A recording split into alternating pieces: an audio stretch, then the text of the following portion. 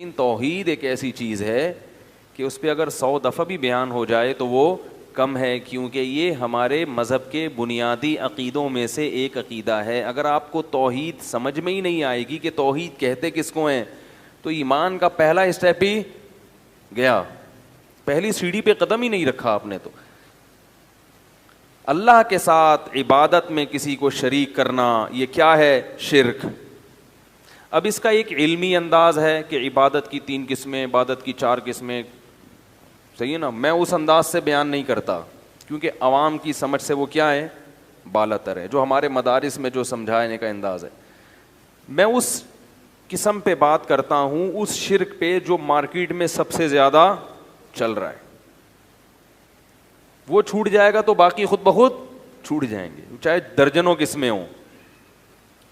Market میں جو شرک سب سے زیادہ اویلیبل ہے اس وقت، جو بہت سستا ہو گیا ہے، وہ ہے غیر اللہ کو پکار میں اللہ کے ساتھ شریک کرنا، دعا مانگنا غیر اللہ سے، غیر اللہ کو حاجات کے لیے پکارنا۔ غیر اللہ تو سمجھتے ہیں نا، اللہ کے سوا جو بھی ہے وہ سب غیر میں داخل ہے۔ اللہ کے علاوہ جو کچھ ہے وہ کیا ہے؟ غیر اللہ۔ فرشتہ ہو، ولی ہو، نبی ہو، بزرگ ہوں، کوئی بھی ہو، تو پکارنا۔ اب یہ جو پکارنے کا لفظ جب ہم استعمال کرتے ہیں کہ اللہ کے علاوہ کسی اور کو پکارنا شرک ہے، پہلے تو اس کی دلیل کیا ہے؟ قرآن کی آیت ہے، لا تدعو مع اللہ احدا، ایک جگہ فرمایا الہا آخر، اللہ کے سوا کسی دوسرے معبود کو مت پکارو۔ اس پہ تو لوگ تعویل کر سکتے ہیں کہ ہم جس کو پکارتے ہیں وہ معبود نہیں ہے، ہم تو نبی کو پکار رہے ہیں، ہم تو کسی جن کو پکار رہے ہیں۔ تو اصل میں بتانا یہ مقصد ہے کہ جس کو پکار رہے ہو نا، تم نے اس کو معبود بنا لیا، لہذا اس پر اللہ معبود کا لفظ خود صادق کر رہے ہیں۔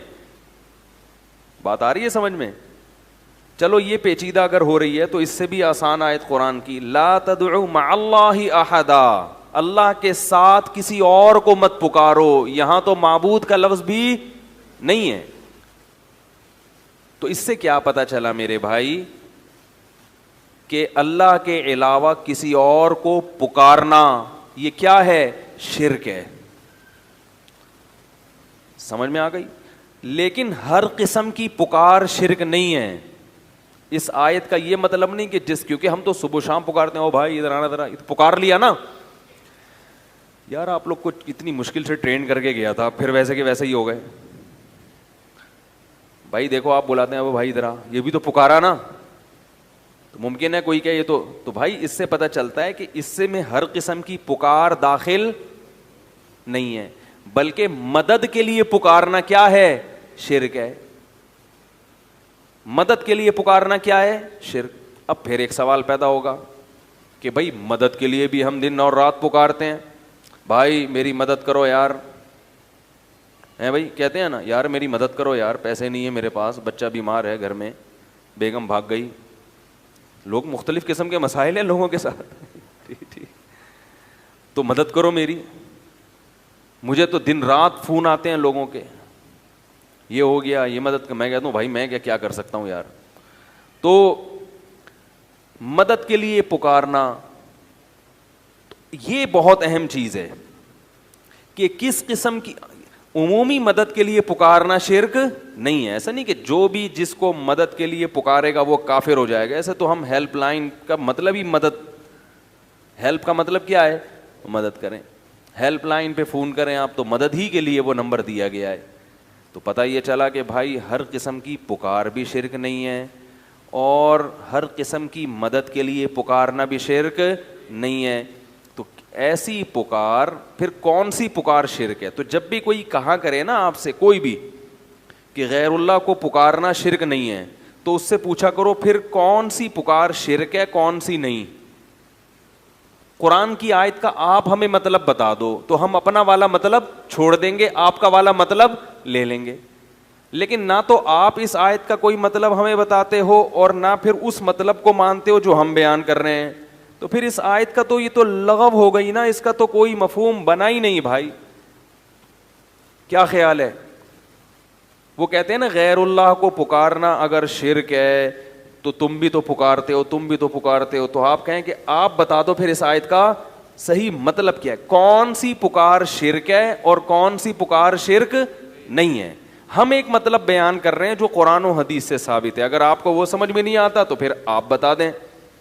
تو نہ آپ بتا رہے ہیں نہ ہمیں بتانے دے رہے ہیں. پھر اس آیت کی تو اس کا مطلب ہے 1400 سال میں کوئی تشریح ہوئی نہیں. یہ مطلب کیا ہوا پھر اس کا؟ تو آپ اگر نہیں بتاتے تو پھر ہم بتاتے ہیں. وہ یہ ہے کہ مدد کے لیے پکارنے کی دو قسمیں ہیں، ایک حرام اور ایک جائز، ایک شرک اور ایک شرک نہیں ہے. دو قسمیں. ایک مدد وہ ہوتی ہے جو کسی لاجک کے تحت آپ کی مدد کرے گا، جس کو آپ بلا رہے ہیں مدد کے لیے. جیسے میں آپ سے مدد مانگتا ہوں ڈوبتا ہوا، میں ڈوب رہا ہوں، اللہ نہ کرے سمندر میں ڈوب رہا ہوں، آپ ساحل پہ کھڑے ہیں، میں کہتا ہوں پلیز ہیلپ می، مدد کرو میری. کیا مطلب؟